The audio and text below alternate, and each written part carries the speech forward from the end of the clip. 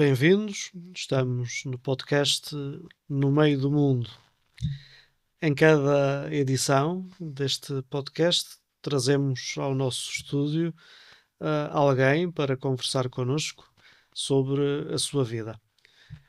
Chama-se No Meio do Mundo porque a ideia é trazer homens e mulheres que vivem aí, no meio do mundo, têm as suas famílias, os seus trabalhos, as suas carreiras, e são unidos, isso sim, por uma outra característica, que é o facto de serem cristãos e de alguma maneira tentarem iluminar as suas vidas e as suas escolhas a partir da sua fé.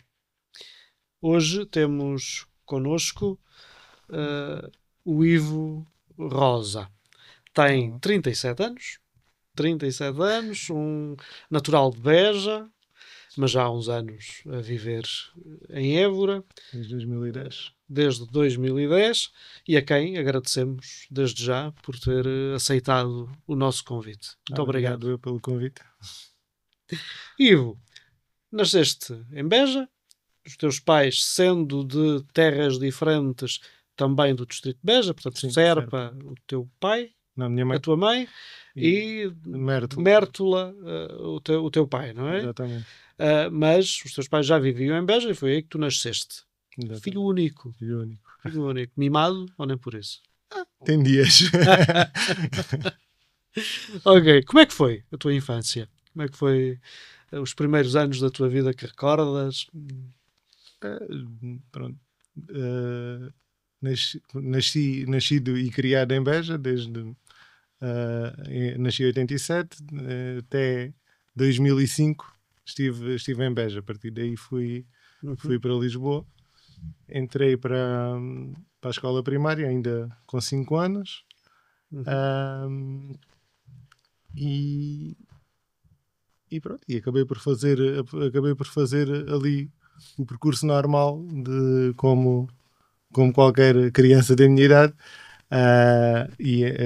entrando para a escola e para a catequese ali ao mesmo tempo. Ao mesmo tempo. A relação com os teus avós, estando fora, portanto, tu vivias em Beja, eles viviam uns em Serpa, outros perto de Mértola, não é? Exatamente. Não, já não conheci o meu avô paterno. Já não conheceste. Exatamente. Sei que as tuas avós tiveram aí um papel importante. Sim, tiveram. Acabou por ser um bocadinho com as minhas avós que começa o meu percurso de fé. Muito mais com elas do que com os meus pais. Com os meus pais acabaram por ir eles um bocadinho atrás de mim. E eu acabei por ir um bocadinho atrás das minhas avós. Com a minha avó materna, frequentava ia à Eucaristia todas as semanas. E com a minha avó paterna, o grande testemunho que eu tenho de fé dela era que, apesar da Eucaristia lá ser unicamente mensal, na paróquia dela, a minha avó, vivendo numa aldeia ao lado, fazia cerca de 5 km para lá, 5 km para cá, e até já quase aos 80 anos que o fazia. E acho é esse o grande testemunho de fé que ela me deixou. E que de alguma maneira, disseste-me tu, acabou por ser a raiz daquilo que depois veio a ter importância na tua vida, enfim, espiritual, se lhe quisermos chamar assim, que é a peregrinação. Sim, a peregrinação, eu acho que... A raiz esteve aí nesse caminho. A raiz esteve aí, exatamente. A Eucaristia pela tua avó e com ela. Exatamente. E, aliás, a peregrinação para mim tem um papel central no És peregrino. Todos os anos faço questão de pelo menos fazer um momento de peregrinação. Bem, seja ele... Já vamos à peregrinação. Exatamente. Já vamos à peregrinação, mas para já, enfim, para te conhecer um bocadinho melhor, enfim, fazes os teus estudos em Beja, até o 12º, não é? Sim. E depois? E depois, ainda com 17 anos, fui estudar para Lisboa. Muito novinho. Exatamente. Mas estudar o quê? Fui estudar análises clínicas e saúde pública. Na Escola Superior de Tecnologia da Saúde de Lisboa. Foi uma escolha clara? Ou... Não, não foi. Por acaso, é engraçado que não foi, porque o meu grande objetivo até ao 12º ano era entrar em medicina. Acabei por não entrar ali por poucas décimas. Nem em medicina, nem na opção a seguir, que era ciências farmacêuticas. Então o que é que eu pensei? Quando fui preencher a candidatura, vou pôr as primeiras 3 medicinas, 2 em Lisboa, 1 em Coimbra. A seguir vou pôr ciências farmacêuticas, porque aí posso depois tentar pedir transferência para a medicina no ano a seguir. E depois coloquei a última opção, a enfermagem, porque aí achava mais ou menos que conseguia entrar quase certeza. E fiquei sem saber o que é que colocaria na quinta opção. Comecei um bocadinho a investigar. Se calhar até sou capaz de gostar disto. E pus análises clínicas. Acabei por entrar nessa mesma opção e pensei, para onde vou fazer melhoria? Mas pronto, agora inscrevo-me, para onde faço melhoria e vou tentar novamente ir para a medicina. O que é engraçado é que eu gostei do curso. E gostei e é um trabalho que faço... É um bocadinho a minha paixão também. É o trabalho que... Portanto, acabaste por gostar do curso, acabaste por ficar e continuar, exatamente. E até estás satisfeito exatamente. Com a tua vida profissional a partir daí. Se calhar como grande parte das profissões, acho que não é devidamente reconhecido, mas isso pronto. Bem, essa é outra questão. Podemos abordá-la também, mas enfim. Muitas outras pessoas diriam quase a mesma coisa, não é? Mas pronto, isso não te tira razão. Exatamente, claro que não. Mas, disseste que foste para Lisboa muito, enfim, 17 anos. 17 anos, como tinhas entrado com 5 para a escola, não foi? Exatamente. Portanto, acabaste por entrar para a universidade também muito jovenzinho ainda. Um rapaz de Beja, 17 anos, vai para Lisboa. Como é que foi esse tempo da universidade? Foi um tempo animado? Foi um tempo com muita festa? Foi um tempo de muito estudo? Foi um tempo de abertura, de surpresa? Não sei, o que é que... Foi um rapaz que vai de Beja para Lisboa e que eu acho que, pelo menos numa fase inicial, se deixou deslumbrar muito. E o primeiro ano acabou por ser muito de festas, de saídas à noite, às vezes nem com muito boas companhias, mas pronto, foi o que foi. Acabou por este primeiro ano baixar muito a minha média, mas pronto, foi o que foi. Faz parte. Exatamente. Em parte faz parte. Exatamente. Mas a experiência da universidade, esse primeiro ano, enfim, é relativamente frequente e normal que haja assim um bocadinho... Ali, um bocadinho no final... Dar tempo e espaço a alguns devaneios. Exatamente. Ali no final do primeiro ano, acabou por haver ali um recentrar. E... O curso era de 4 anos. 4 anos. Exatamente, sim. Okay. Acabas o curso e pouco tempo depois estás a trabalhar. Sim. No mesmo lugar onde trabalhas ainda. Não é verdade? Exatamente. É no laboratório do Hospital do Espírito Santo. Exatamente. Aqui em Évora. Sim. Como é que tem sido esse caminho profissional? Eu acho que como em grande parte das profissões tem sido um bocadinho com altos e baixos, lá está, como eu estava a falar um bocadinho do que eu acho que é a falta de reconhecimento por parte das instituições pela nossa profissão. Tem sido um caminho de luta por melhores condições de trabalho e obviamente financeiras, mas tem sido um caminho que eu tenho gostado muito de trilhar. Sentes, para um bocadinho fazendo eco daquilo que estavas a dizer, sentes que os técnicos de saúde pública, enfim, no Serviço Nacional de Saúde, são pouco reconhecidos? Sim. para aquilo que nos é exigido em termos de estudos, acho que temos muito pouco reconhecimento e apesar de legalmente termos às vezes, apesar de legalmente termos nos ser dada mais autonomia, muitas vezes nas instituições e devido se calhar a muitos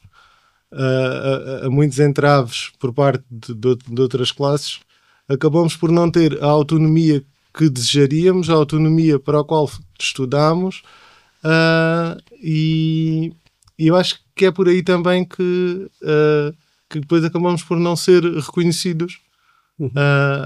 Tanto que muitas vezes quando se fala nos profissionais de saúde, praticamente ouvimos falar médicos, enfermeiros e outros profissionais de saúde. Exatamente. São os outros. Fazemos parte dos outros. E vê-se muito pelas greves da nossa profissão que se o laboratório para, praticamente o hospital está parado.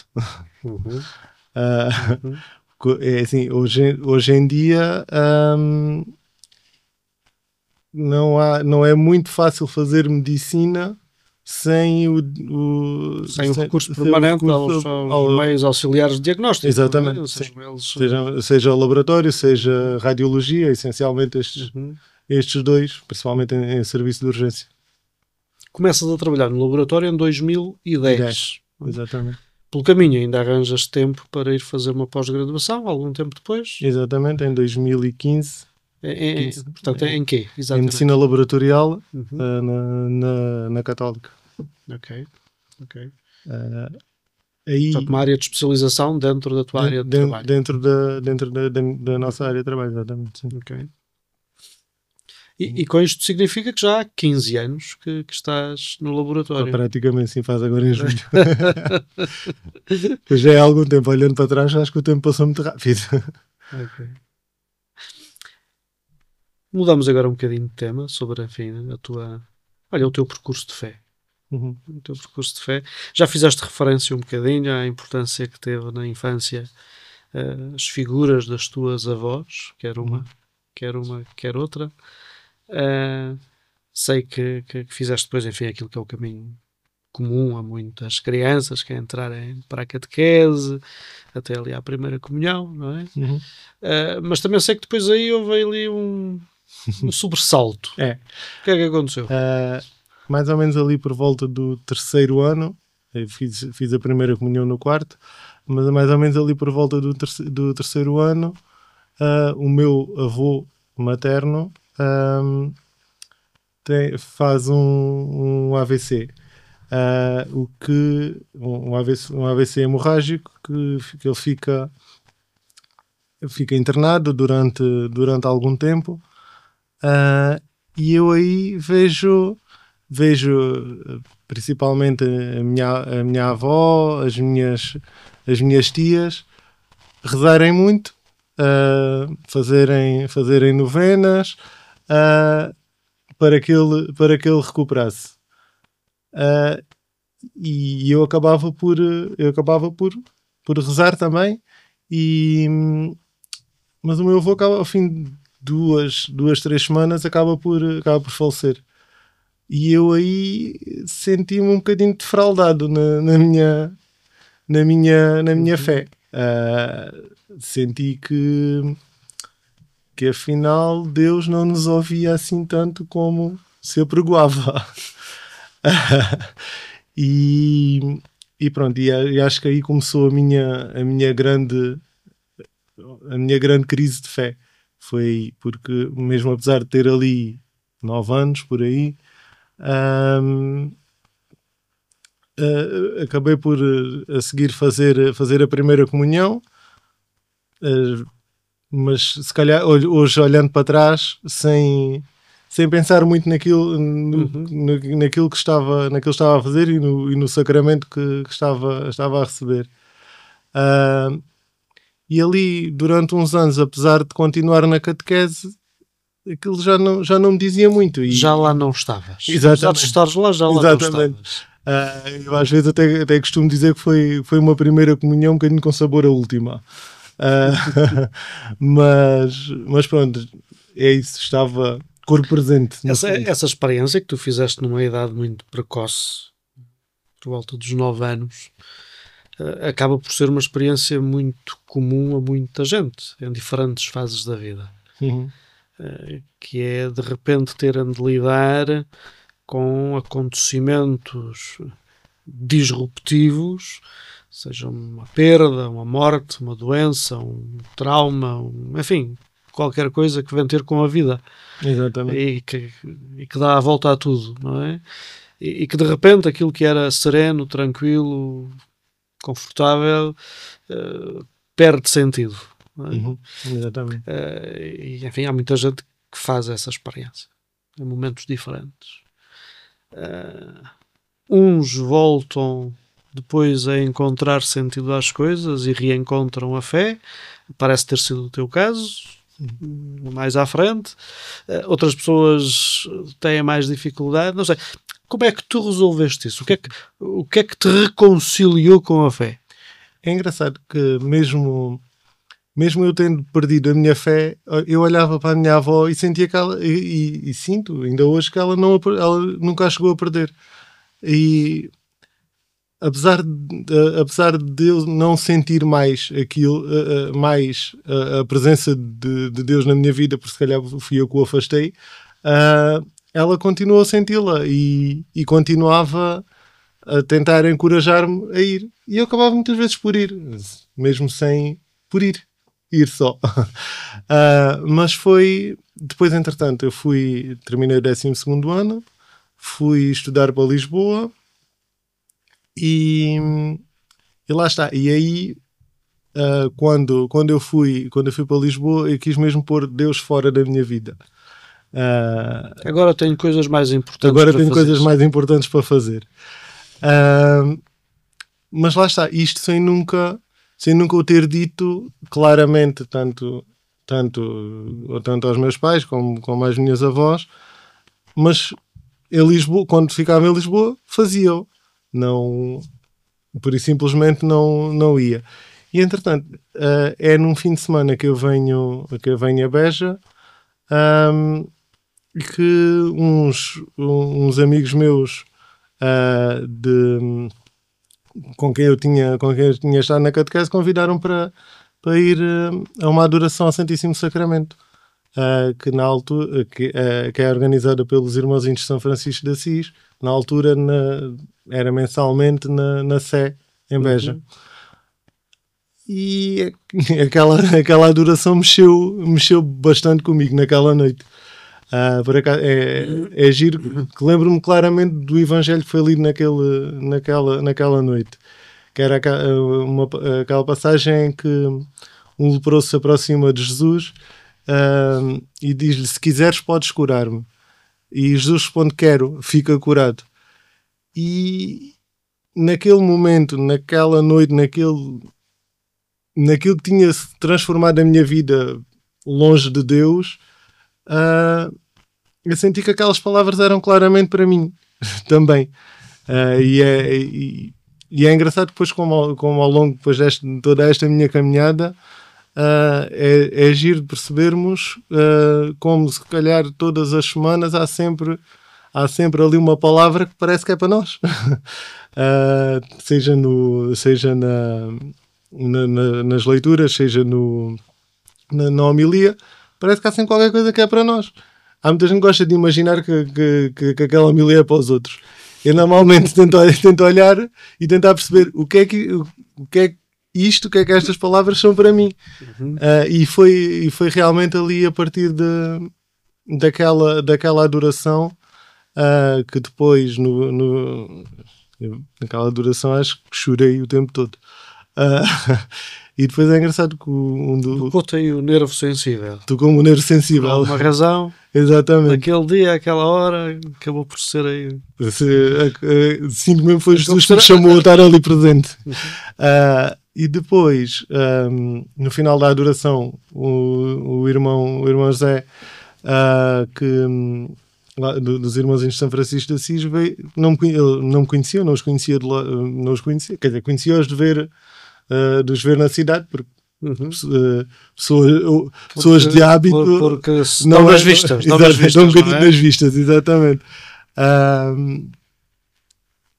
Ele veio falar comigo, perguntar-me só se eu queria falar, e falámos muito nessa noite sobre o que é que se tinha tornado a minha vida longe de Deus e o que é que qual teria sido o gatilho para eu me afastar. E é engraçado porque depois foi aí que ele me apresentou-me a alguém que depois de o conhecer melhor tornou-se um dos grandes pilares da minha fé, que foi São Francisco de Assis, que também ele tinha uma vida assim, antes de se aproximar de Deus, também ele tinha assim uma vida bastante alegre, bastante muitas festas, e é engraçado que ele até era conhecido como o rei das festas, e senti que a minha vida naquele momento se identificava muito com a dele, e que talvez, se calhar, Jesus naquela noite também tivesse algum chamamento a fazer. E foi aí que, pronto, que eu, entretanto, depois, no mês seguinte, já comecei a participar no grupo de jovens dos irmãos, os jovens Shema, e comecei aí a minha reaproximação mais definitiva. Esta comunidade religiosa, que são os Irmãozinhos de São Francisco, que existem em Beja, acabaram por ter um papel importante no teu caminho. Exatamente. A partir daí. Já agora, para quem nos ouve, porque provavelmente a maior parte de quem nos ouve não será de Beja e eventualmente não conhecerá os Irmãozinhos de São Francisco, queres dizer 2 ou 3 coisas sobre essa comunidade? O que é que eles fazem? Qual é a sua espiritualidade, o seu carisma? Os Irmãozinhos de São Francisco de Assis são obviamente franciscanos. Exatamente, são uma comunidade pequena, são 4 irmãos neste momento, que vivem a espiritualidade franciscana, fazem parte da Ordem Terceira de São Francisco, da família franciscana portuguesa, e trabalham essencialmente com 2 faixas. Os jovens, tem o grupo de jovens Shema, ali a partir do 11º ano, e tem o grupo de adultos, que são os companheiros do Santíssimo Sacramento.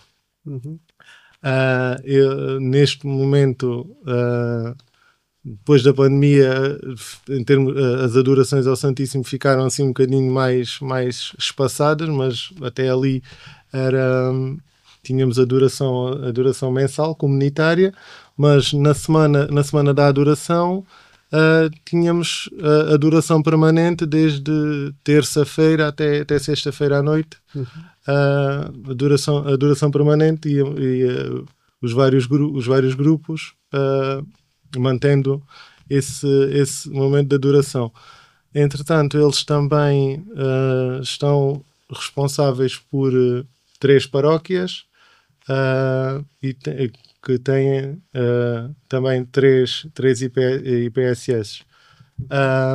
E principalmente os jovens Shema dão muito apoio também nessas instituições. Temos sempre momentos de missão, mais ou menos anualmente, ali na Semana Santa, e no verão também. É engraçado que é assim um bocadinho como São Francisco e Santa Clara, os jovens mais para a missão e os companheiros mais na questão da oração e da adoração. E a ligação a esta comunidade religiosa fez com que, enfim, o teu caminho e a tua sensibilidade espiritual fosse muito franciscana. Exatamente, é isso. a ligação que ainda hoje se mantém muito. Nós, era como eu dizia, um dos grandes pilares de fé para mim são São Francisco e Santa Clara de Assis. Se calhar um bocadinho por estes dois pesos, tanto a missão como a oração. E esta ligação aos irmãos foi algo que me fez sempre pensar na fé não como uma coisa para mim, mas como uma coisa para os outros, de dádiva aos outros. Da questão do partir em missão, da questão das peregrinações, algo que agora, que nestes últimos anos temos ouvido muito com o Papa Francisco, o ir às periferias, da questão da fé e da igreja ser para todos, como ouvimos agora muito recentemente em Lisboa. E isto, eu acho que isto é muito do que os irmãos nos passam a nós todos os dias. Sim. Entretanto, e pelo caminho, e não sendo contra, mas complementar a esse caminho espiritual, também fazes uma outra experiência que é o convívio fraterno. Exatamente, em 2013. Que até tem a particularidade de ser no convívio fraterno que conheces aquela que é hoje a minha mulher. A tua mulher, a Cidália. A Cidália, exatamente. Essa experiência do convívio também teve aí um papel? Teve. O convívio fraterno, eu acho que foi ali que eu percebi por um lado, a grande importância da oração pessoal e aquela questão de todos nós temos um caminho que Deus tem pensado para nós, e depois cabe-nos a nós ou seguir por esse caminho ou seguir por caminhos vocacional. Exatamente. Da vida cristã. Exatamente, sim. E acho que foi por aí e efetivamente conheci o amor da minha vida lá. Quando eu estava a fazer o convívio, a Cidália estava na equipa da cozinha. Que depois, enfim, foi o percurso normal, namoraram, conheceram-se melhor e acabam por casar há 8 anos. Há 8 anos que estão casados.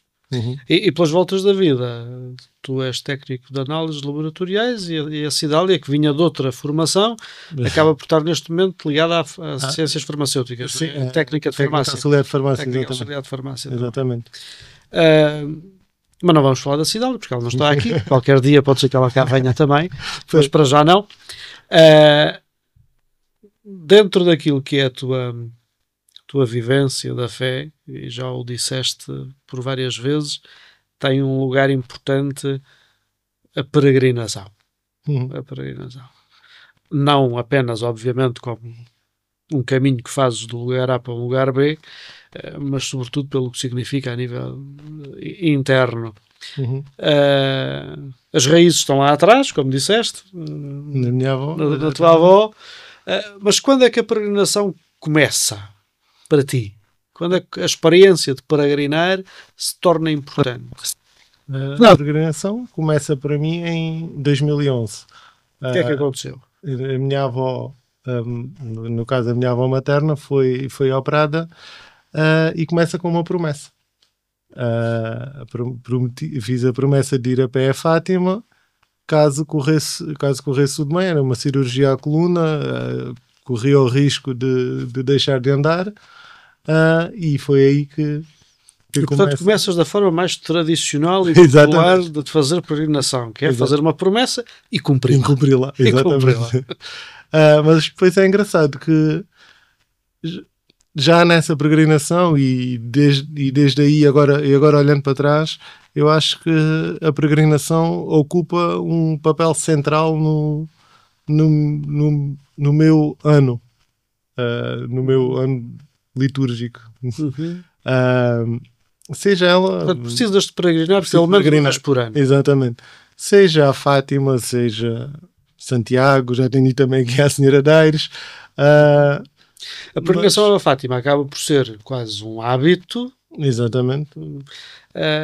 porque se repete quase Anualmente. anualmente, com exceção ali dos anos da pandemia, não é? Exatamente. Portanto, quantos anos é que já fizeste peregrinação a pé a Fátima? Portanto, desde 2011 A 2025, 14 anos, 14 descontando 12 anos. por aí, sim. 12 anos de peregrinação. Exatamente. Uma dúzia delas. Portanto. Exatamente. Mas Em que é que para ti é importante fazer um caminho? Porque poder-te dizer a alguém, mas todos os anos a fazer o mesmo caminho, para quê? É assim, eu acho, para mim a peregrinação, apesar de ser a andar, é parar. É parar um bocadinho na correria do dia a dia e tirar-me do meu ambiente e colocar-me no ambiente quase que exclusivamente espiritual, quase que exclusivamente de oração e de caminho para Jesus, tentar um bocadinho esquecer tudo aquilo que está lá fora. E daí eu sentir que preciso de o fazer todos os anos, porque todos os anos nós na correria do dia a dia acabamos por às vezes cair um bocadinho no mecanicismo e às vezes aquilo que fazemos tornar-se um bocadinho mecânico e acho que é preciso... Perde sentido, perde significado. Exatamente, e acho que é preciso às vezes sair um bocadinho e portanto tu para parar pões-te a andar. Põe-me a andar, exatamente. Okay. Não só a Fátima, porque entretanto foste fazendo outras experiências e sei que houve uma que teve aí alguma beleza suplementar, que foi uma experiência de peregrinação a Santiago de Compostela. Exatamente, foi o ano passado. Habituado a ir a Fátima a pé, com grupos mais ou menos grandes, sobretudo por estradas de Alcatrão e tal. Sem nada às costas. Com carro de apoio. Exatamente. A dada altura vais fazer este outro tipo de peregrinação, que é meter uma mochila às costas e fazer a pé uma parte do caminho de Santiago. Em que é que foi diferente e porquê é que para ti foi interessante do ponto de vista espiritual? Foi, assim, nós já há algum tempo que estávamos a pensar fazer esta peregrinação. E temos um casal amigo que um dia chegou e nos disseram: olha, nós gostávamos de fazer a peregrinação a Santiago e acho que vocês são as pessoas ideais para irem connosco. Nós pensámos: olha, por que não? Porque, é assim, e isso eu já o achava antes e agora depois de ter feito a peregrinação ainda tenho mais a certeza disso. Eu acho que a peregrinação a Fátima nós vamos com quem devemos, entre aspas, sendo um grupo tão alargado, vamos com muita gente com quem tens proximidade e com gente com quem não tens tanta proximidade. Exatamente. Mas eu acho que o caminho de Santiago temos de fazer com quem queremos. Até porque por natureza e pela natureza do próprio caminho exatamente. É suposto ser mais com grupos muito mais reduzidos, exatamente. Mais pequenos. Grupos mais reduzidos, mais pequenos, e eu acho que é com alguém, com pessoas que nos digam muito. E foi isso que aconteceu. Apesar de nós já os conhecermos, o Zé e a Vera, eles também são cursistas e conhecemos-nos aqui no movimento dos cursistas de cristandade, mas eram já pessoas de quem nós gostávamos muito e eram já pessoas que nos diziam muito e eu acho, e o caminho agora olhando para trás também só podia ser mesmo com eles. Não podia ser com outras pessoas e foi muito bom. Foi porque acabou ali só nós os quatro acabamos por ir ao nosso ritmo, acabamos por poder parar onde quisermos, há tempo para brincar, há tempo de oração, tivemos tempos de silêncio, indo os 4 conseguimos ter momentos só para nós, entre nós e Deus. E o caminhar na natureza acho que é assim o expoente máximo do encontro com Deus. Uhum. Eu que muitas vezes achava que Deus estava dentro da igreja, dentro da igreja monumento, percebo que foi ali que eu percebi que o grande encontro com Deus é feito no meio da natureza, pelo menos para mim. E depois é engraçado que eu tinha lido havia pouco tempo a encíclica do Papa, Laudato Si, e as peças ali encaixam-se todas. Foi fácil fazer essa relação. Exatamente. Até o timing da leitura da encíclica foi bom. Portanto, recomendarias a quem vai fazer o Caminho de Santiago, Sim. leiam o Laudato Si. Exatamente, é isso mesmo. E pronto, e lá está. O que eu acho de grande diferença entre o Caminho de Fátima e o Caminho de Santiago é no caminho de Fátima, apesar do caminho ser muito importante, o foco está na chegada à Capelinha das Aparições e naquele encontro com Nossa Senhora. Para mim, o grande foco do Caminho de Santiago é o caminho, é efetivamente desfrutar do caminho e fazer encontro no caminho. O processo que o caminho supõe. Exatamente. Lá está, é aquela frase célebre que o caminho mais longo é o que vai da cabeça ao coração. Uhum. E eu acho que ali, efetivamente, consegui fazer esse caminho. Além disto tudo, há aí um outro movimento que tem, já desde há uns anos, mas agora se calhar ainda mais, um papel aí na tua vida, que é os cursos de cristandade.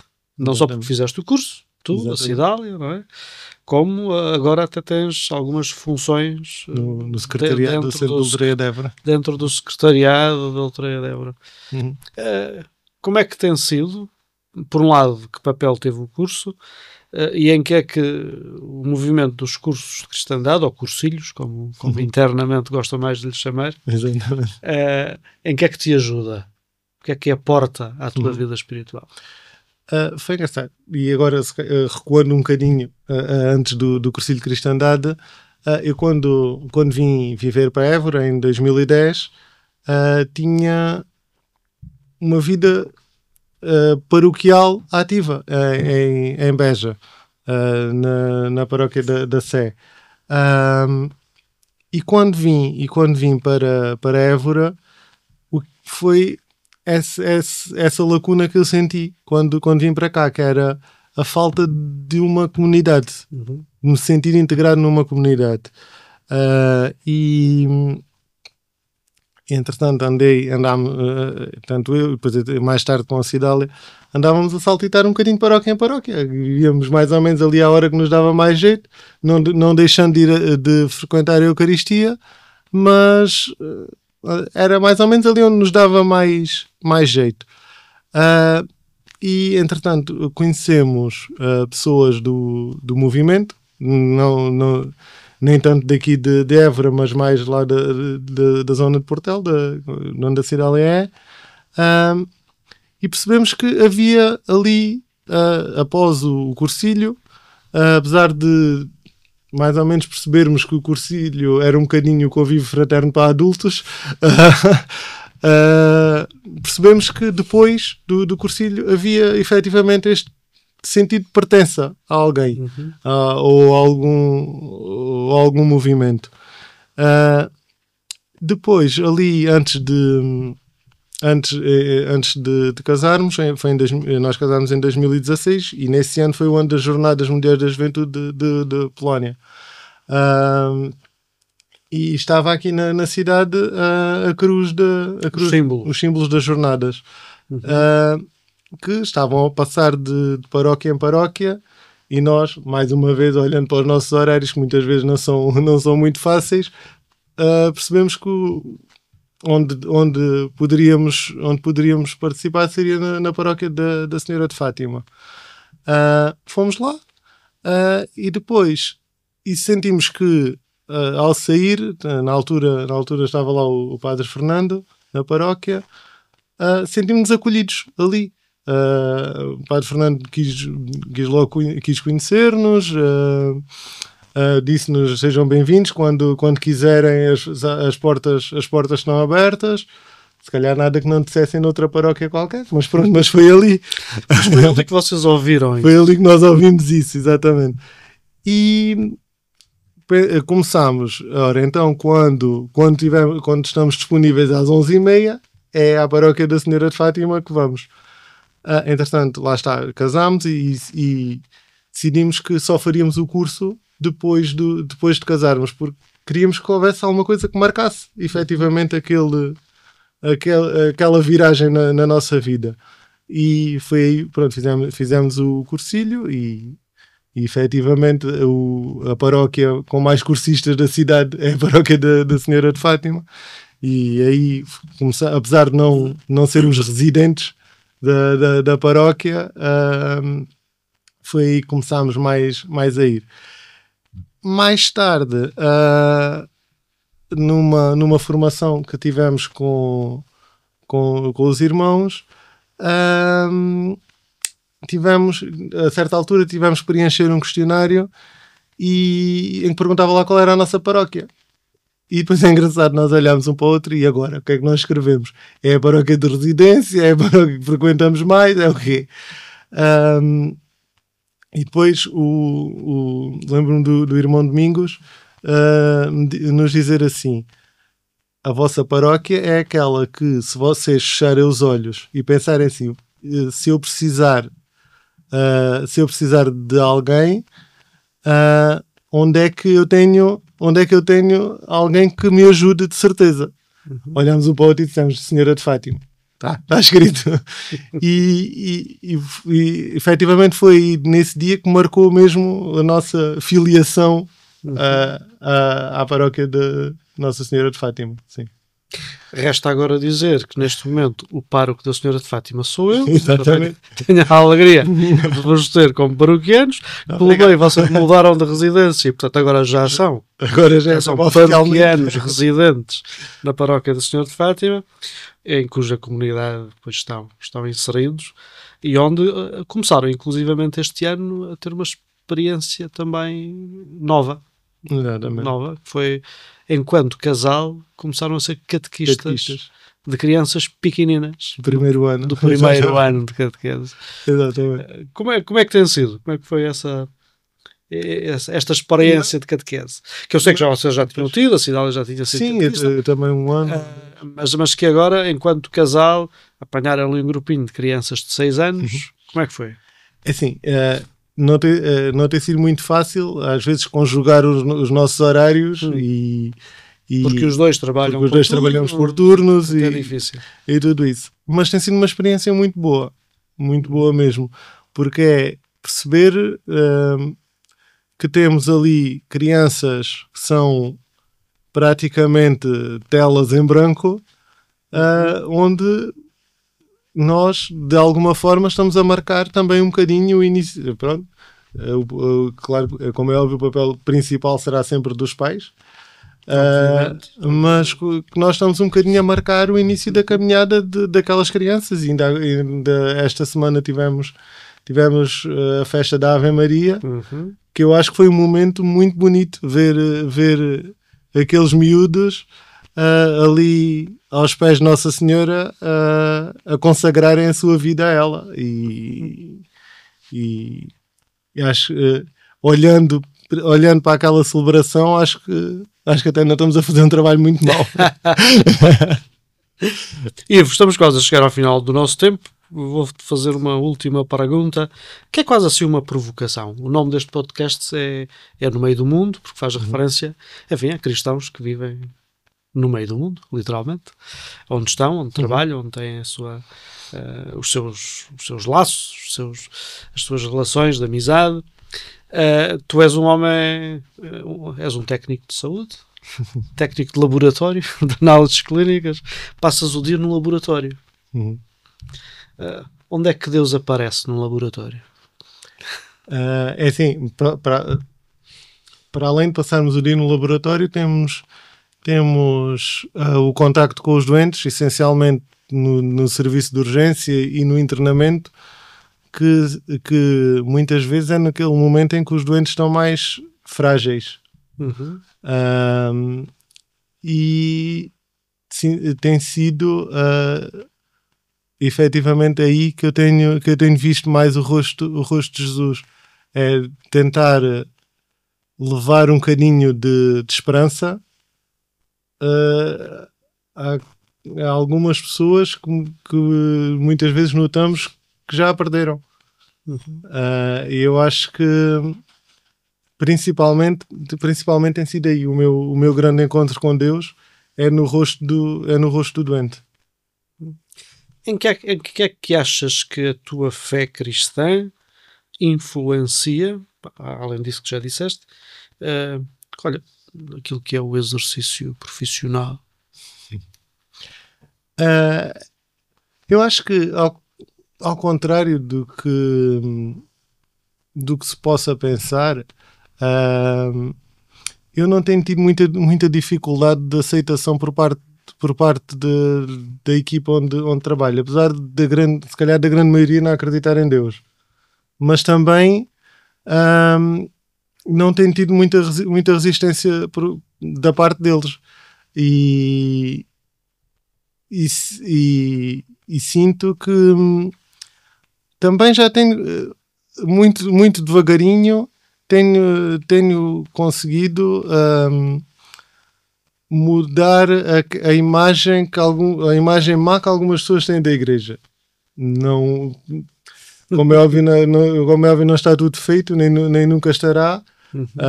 Mas sim, tem tido um papel nessa questão. Até já conseguimos ter uma imagem de Nossa Senhora de Fátima lá no laboratório.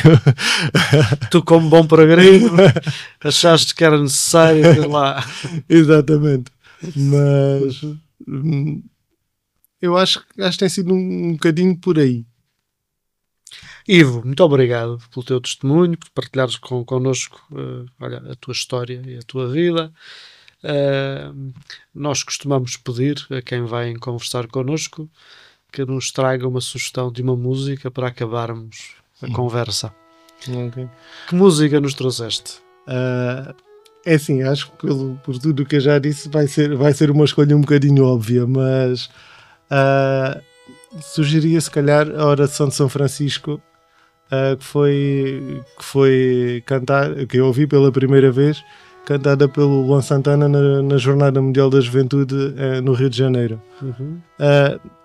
E a oração de São Francisco porquê? Porque eu acho que se olharmos um bocadinho para os versos da oração, e se todos os dias tentarmos fazer um bocadinho de cada uma daquelas coisas, acabamos por ser muito melhores cristãos. E acho que é um bocadinho por aí. Muito obrigado, Ivo. Obrigado. Ficamos então com a oração de São Francisco. Muito obrigado a todos e até ao próximo episódio. Já sabem, podem sempre acompanhar-nos no YouTube, no Spotify e aceder através das diferentes plataformas das redes sociais da Arquidiocese de Évora. Senhor, fazei-me instrumento de vossa paz.